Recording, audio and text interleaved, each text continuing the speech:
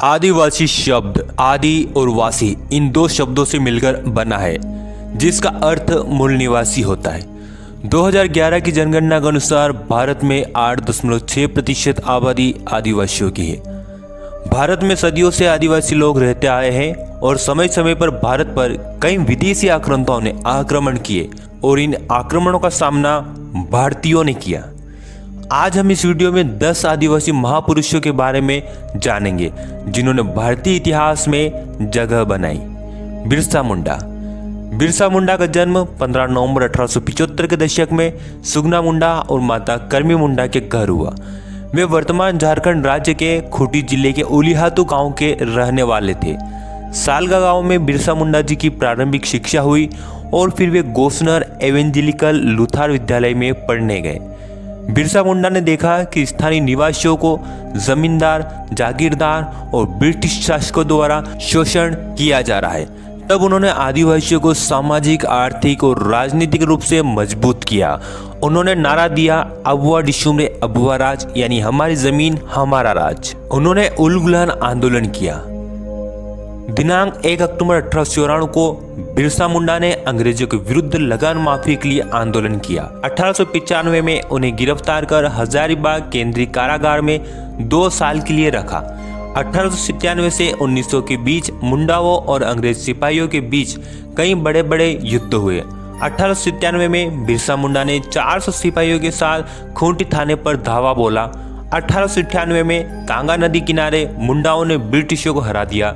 जनवरी 1900 में डोंगरी पहाड़ पर एक और संघर्ष हुआ जिसमें बहुत सी औरतें और बच्चे मारे गए। उस समय बिरसा मुंडा जनसभा को संबोधित कर रहे थे। 3 फरवरी 1900 को चक्रधरपुर के जमकोपाई जंगल से अंग्रेजों ने बिरसा मुंडा को गिरफ्तार कर लिया।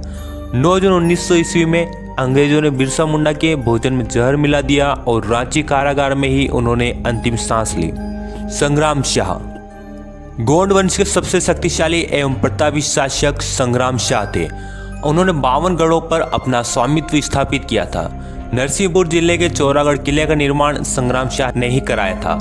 संग्राम शाह के राज्य में 70,000 गांव शामिल थे।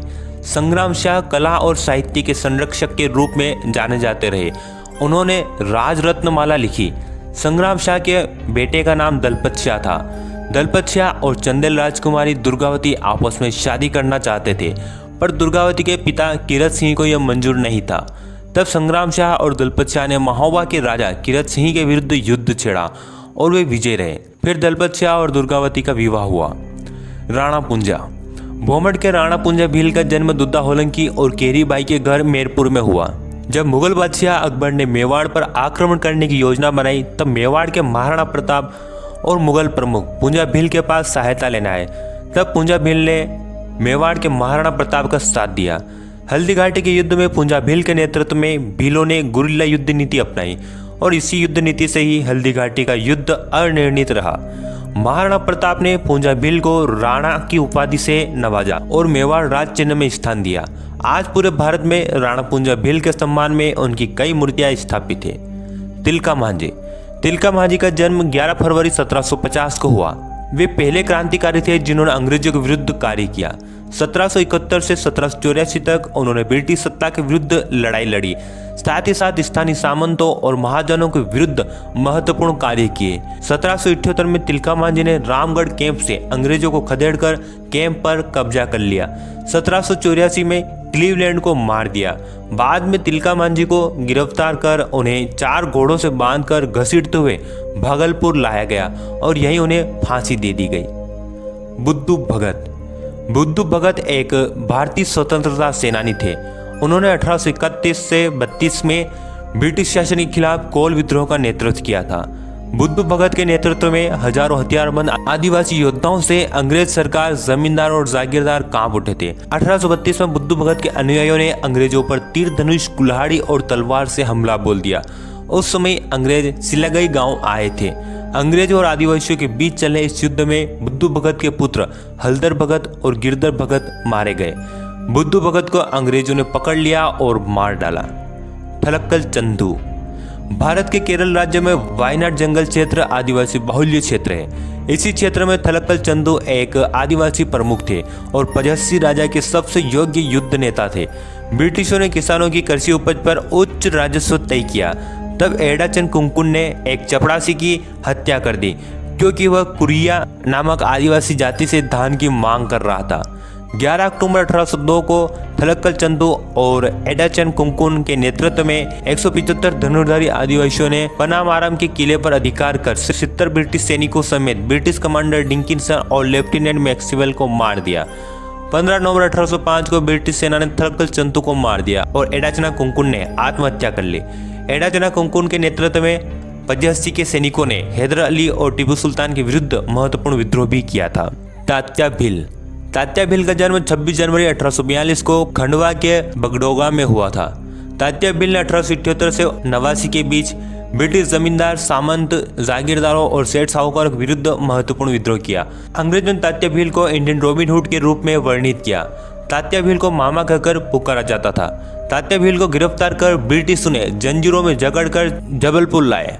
जबलपुर में उन्हें 19 अक्टूबर 1989 को फांसी की सजा सुनाई। तात्या भील की फांसी की सजा से ब्रिटिश सरकार भील विद्रोह के कारण डरी हुई थी, इसलिए ब्रिटिशों ने तात्या भील को फांसी देने के बाद उनका शरीर पातालपानी रेलवे स्टेशन पर फेंक दिया। अब इसी स्थान पर तात्या भील की समाधि और मंदिर है। सभी ट्रेन इसी स्थान पर तात्या मामा के सम्मान में कुछ समय के लिए रुकती है। पातालपानी रेलवे स्टेशन और भंवरकुआ चौराहा इंदौर का नामकरण आदिवासी जननायक तात्या भील के नाम पर रखा गया। जयपाल सिंह मुंडा का जन्म 3 जनवरी 1903 को टकरा बहनतौली रांची में हुआ। वे ऑक्सफोर्ड के सेंट जॉन्स कॉलेज में पढ़ने गए। उनका चयन भारतीय सिविल सेवा में हुआ। वह 1928 में एम्स्टर्डम में ओलंपिक हॉकी में उनकी कप्तानी में भारत को पहला स्वर्ण पदक मिला। 1938 जनवरी में वे आदिवासी महासभा के अध्यक्ष बने और एक अलग राज्य झारखंड की मांग रखी। उन्होंने संविधान सभा में भेदभावपूर्णता से देश के आदिवासियों के बारे में सकारात्मक ढंग से अपनी बात रखी। संविधान सभा में अनुसूचित जनजाति की जगह आदिवासियों को मूल निवासी आदिवासी करने की बात कही।